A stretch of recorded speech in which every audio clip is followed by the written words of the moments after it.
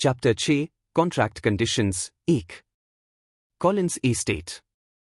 Young master, मैंने आपका नाश्ता लाया है, बटलर अल्फ्रेड ने ट्रे के साथ एडगर के अध्ययन कक्ष में प्रवेश करते हुए कहा। उसे यह अजीब लगा कि एडगर अपने डेस्क पर नहीं बैठे थे जैसा कि वह हमेशा करते थे। इसके बजाय एडगर खिड़की से बाहर देख रहे थे जिसमें उनके घर के प्रवेश द्वार का स्पष्ट दृश्य था। अल्फ्रेड ने ट्रे को डेस्क पर रखा और उसे ठीक किया, फिर यह देखने के लिए मुड़ा कि क्या एडगर को कुछ और चाहिए। दुर्भाग्यवश ऐसा लगता था कि एडगर ने यह भी नहीं नोटिस किया था कि वह वहां खड़ा है। यंग मास्टर, अल्फ्रेड ने फिर से आवाज दी। Good morning Alfred. एडगर ने खिड़की से मुंह मोड़ा और पीछे खड़े अल्फ्रेड को देखा। नाश्ते के लिए धन्यवाद। क्या आप मेहमानों की उम्मीद कर रहे हैं? क्या मुझे उनके लिए नाश्ता तैयार करना चाहिए या कुछ ड्रिंक्स? अल्फ्रेड ने सोचा कि शायद यही कारण था कि एडगर खिड़की से बाहर देख रहे थे। इसे मैं केवल अपनी मां के लिए करता हूं, लेकिन यह इसलिए नहीं कि मुझे उनकी यात्रा का इंतजार हो, बल्कि मैं यह इसलिए करता हूं ताकि जान सकूं कि कौन उनके साथ आ रहा है, जिससे मुझे घर छोड़ने की तैयारी करनी पड़े। एडगर ने खिड़की से बाहर देखते हुए कहा। मैं सच में नहीं जानता। मैंने उसे निमंत्रण दिया था, लेकिन यह निश्चित नहीं है कि वह आएगी या नहीं जब तक वह सचमुच परेशान न हो। एडगर ने फिर से खिड़की से बाहर देखना शुरू किया। वह यह देखना चाहता था कि क्या अलेसांद्रा सच में उससे मिलने आएगी। वह कभी भी सार्वजनिक रूप से नहीं दिखी थी, तो अगर वह उसे शादी के अनुबंध के लिए यहां आकर मिलती है तो यह दिलचस्प था। एक महिला का आना। दिन के उजाले में अल्फ्रेड हैरान हो गया। एडगर ने तमतमाते हुए अल्फ्रेड की ओर देखा। तुम क्या कहना चाहते हो, अल्फ्रेड? क्या तुम कह रहे हो कि मैं कोई सस्ता आदमी हूं? हाँ, अल्फ्रेड ने सिर झुका लिया। एडगर को विश्वास ही नहीं हुआ कि अल्फ्रेड ने ईमानदारी से जवाब दिया। अगर कोई और होता तो एडगर उसे बाहर भेज देता, लेकिन अल्फ्रेड एक पुराना दोस्त और पिता समान था। मैं ऐसा नहीं हूं।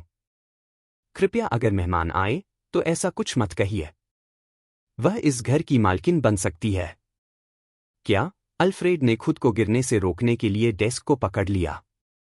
एडगर ने अल्फ्रेड की नाटकीय प्रतिक्रिया को बिना किसी रुचि के देखा। तुम ऐसा क्यों कर रहे हो जैसे यह कोई हैरान करने वाली बात हो कि मुझे एक पत्नी मिल सकती है? थोड़ी देर बाद अल्फ्रेड ने खुद को संभालते हुए कहा, जब राजा ने तुम्हें शादी करने का सुझाव दिया था तब तुम्हारे शब्द थे, मैं कभी शादी नहीं करूंगा। मैं छत से कूदकर मरना पसंद करूंगा। शायद मैंने उन शब्दों को गलत समझा। मैं माफी चाहता हूं। अल्फ्रेड, मुझे सच में लगता है कि मेरी नाटकीय प्रवृत्ति मैंने तुमसे ही ली है। मुझे शादी में कोई रुचि नहीं है, लेकिन वह महिला जो मैं कल रात मिला था, दिलचस्प थी।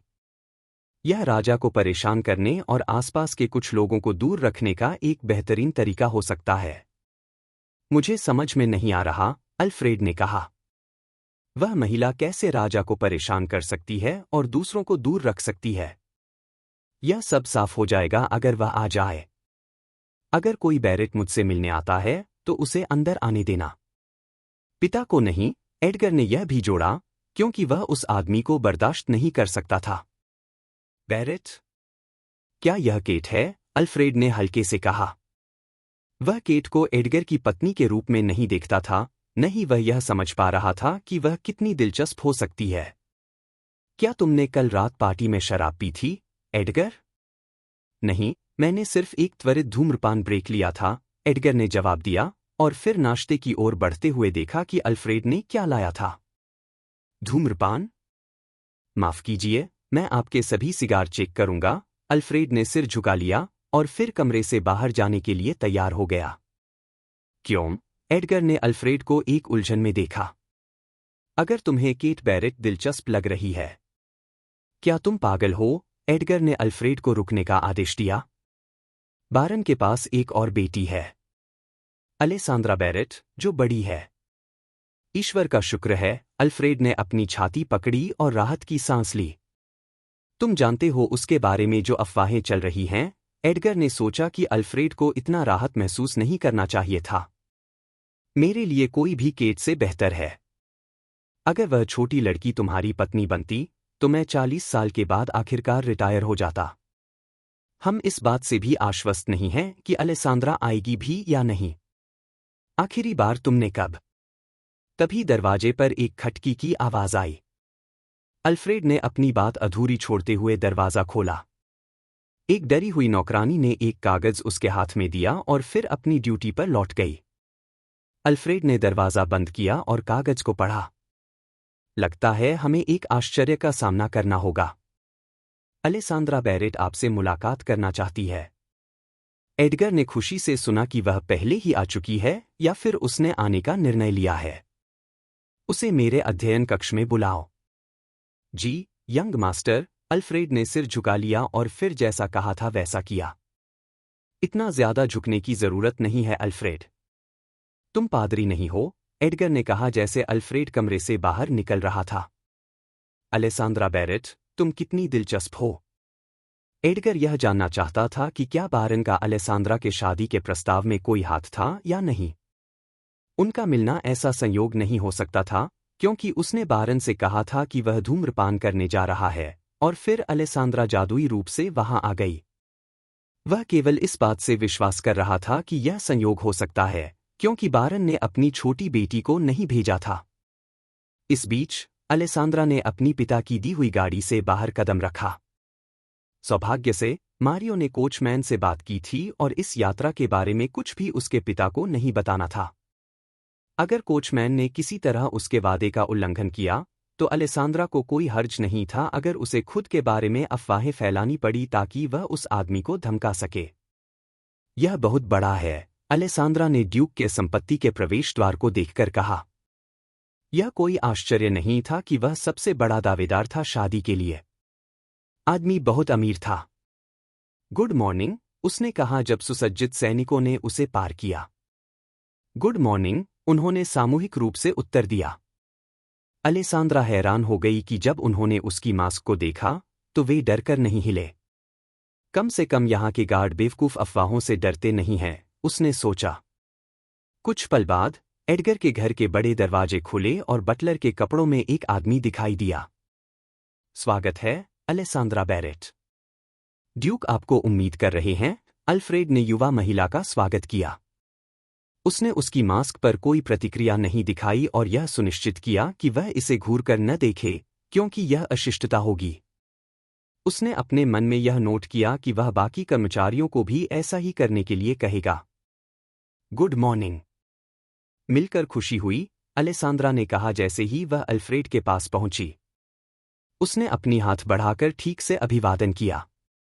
अल्फ्रेड ने खुशी से उसका हाथ मिलाया।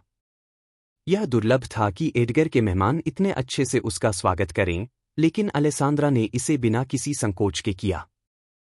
आइए, मैं रास्ता दिखाता हूं। अलेसांद्रा को पहली बार ड्यूक के घर में कदम रखते हुए सांस लेना मुश्किल हो रहा था। ड्यूक ऐसा लग रहा था जैसे वह कई प्रसिद्ध पेंटिंग्स के कलेक्टर हों, जिन्हें अलेसांद्रा चाहती थी कि वह हाथ लगा सके। घर सफेद रंग से सजा था और चारों ओर अनगिनत प्रसिद्ध पेंटिंग्स थीं। वह घर के इंटीरियर से हैरान थी, लेकिन जैसे ही उसे एहसास हुआ कि वह कितनी देर से उन्हें घूर रही है, उसने खांसी ली और बस आगे देखना शुरू किया, जैसे अल्फ्रेड उसे ले जा रहा था। मुझे माफ करें, मैंने आपका नाम नहीं पूछा, अलेसांद्रा ने कहा जब उसने नोट किया कि उसने बटलर का नाम नहीं पूछा था। अल्फ्रेड, उसने जवाब दिया। मिलकर खुशी हुई, अल्फ्रेड, अलेसांद्रा ने मुस्कुराकर कहा। वह यहाँ हैं, अल्फ्रेड ने दरवाजे पर दस्तक दी और फिर अलेसांद्रा को अंदर जाने के लिए कहा। उसे यह समझ में नहीं आ रहा था कि कैसे एडगर और अलेसांद्रा ने एक दूसरे से शादी करने का विचार किया, लेकिन अब वह युवा महिला को पसंद करने लगा था। धन्यवाद, अलेसांद्रा ने अल्फ्रेड को कहा जब वह कमरे में प्रवेश कर रही थी। उसने महसूस किया कि उसके दिल की धड़कन तेज हो गई जब दरवाज़ा बंद हो गया और अल्फ्रेड उसके पीछे नहीं आया। मैं तुम्हारा यहाँ आने का नहीं सोच रहा था, लेकिन अगर तुम आई हो, तो नाश्ता समय नहीं था। एडगर ने अपने डेस्क पर बैठकर उसकी हर एक गतिविधि को ध्यान से देखा। वह अलेसांद्रा को जानने की कोशिश कर रहा था। क्या मुझे रात को चोर की तरह आना था? अलेसांद्रा ने बिना सोचे समझे जवाब दिया।